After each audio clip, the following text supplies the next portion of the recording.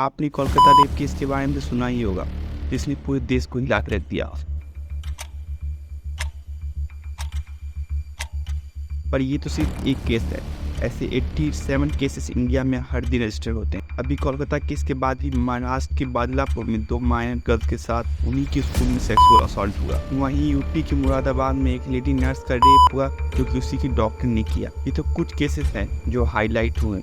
ऐसे कितने cases India में हर रोज रजिस्टर होते और ऐसे कितने केसेस हैं जो कि रजिस्टर ही नहीं होते। एक रिपोर्ट के मुताबिक इंडिया में 2022 में 31,516 रेप केसेस रजिस्टर हुए। इसका मतलब यही है कि एक दिन में 87 केसेस और हर एक घंटे में 3 से 4 केस। आप सोचो ये कितना बड़ा नंबर है। पर आप सोच रहे होंगे कि रेप होते ही क्यों है और इसके लिए क्या रूल्स एंड लॉ है। आइए आज की वीडियो जानते हैं Why India has a rape problem। इस वीडियो की शुरुआत हम कोलकाता रेप केस से करेंगे, ऐसा केस जिसने पूरे देश को हिला के रख दिया। एक लेडी डॉक्टर अपना काम खत्म करके एक बैंकेट हॉल में सोने जाती है और उसके बाद वो कभी नहीं उठती। उस लेडी डॉक्टर की बॉडी उसी बैंकेट हॉल में सुबह मिलती है। इसके बाद ये बात उसके घर वालों को बताई जाती है और कहा जाता है कि आपकी बेटी ने सुसाइड कर लिया है। इसके बाद ये केस फैलने लगता है और लोगों में गुस्सा बढ़ने लगता है। इसके बाद पुलिस इस केस में पहले सस्पेक्ट को गिरफ्तार करती है जिसका नाम संजय राय बताया जा रहा है, जो कि कोलकाता पुलिस में एज सिविक वॉलंटियर काम करता है। इसके बाद संजय राय को अरेस्ट कर लिया जाता है। बताया जा रहा है रात के 3 से 4 बजे के बीच जब लेडी डॉक्टर सो रही थी तब संजय राय करके और उसका मर्डर कर देते हैं।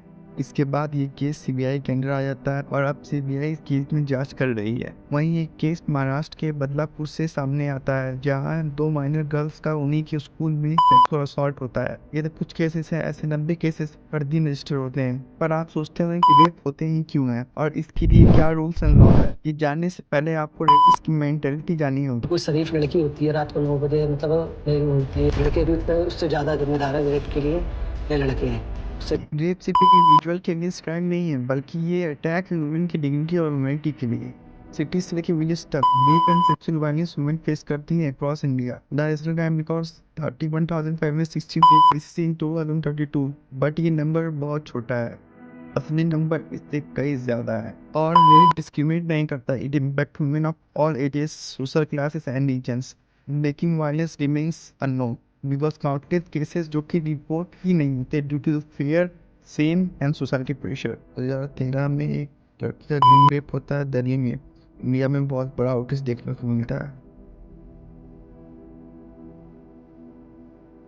गवर्नमेंट एक फास्ट ट्रैक कोर्ट लाती है फॉर रेप केसेस, लेकिन क्या ये एनफ है? कुछ टाइम जज सिस्टम भी एनफ नहीं होता विक्टिम के लिए। केस में डिले, करप्शन, ऐसे कितने दिक्कत विक्टिम को फेस करना पड़ता है और बहुत सारे केसेस में कल्प्रिट बहुत पावरफुल होता है क्योंकि आसानी से सिस्टम को मैनिपुलेट कर सकता है। सुसाइडल रिस्पॉन्स कुछ सालों में बहुत से आउटलेट्स देखने को मिले हैं, जैसे movement like me too, big protest like Delhi के, बट इन सबसे कुछ भी नहीं बदला। आज भी वैसे ही केस रजिस्टर होते हैं जैसे पहले होते थे। रेप सिर्फ वुमेन इशू नहीं है, बल्कि ये सोसाइटल इशू है। हम जिस तरह वुमेन के बारे में सोचते हैं उसे चेंज करना चाहिए। Category of rape cases, anger rapist में गुस्सा होता है, ये बहुत गाली गलौज करते हैं और कभी कभी तो विक्टिम को जान से मार देते हैं। टेररिस्टिक रेपिस्ट प्रेशर मिलता है जब वो किसी को मेंटली और फिजिकली टॉर्चर करते हैं and they want pleasure. Power rapist चाहते हैं कि वो डोमिनेट करने, वो एक पावर फील करते हैं और वो ये एक्ट ऑफ सेक्सुअल असॉल्ट करते हैं ताकि वो विक्टिम पे सुपीरियरिटी फील कर सके।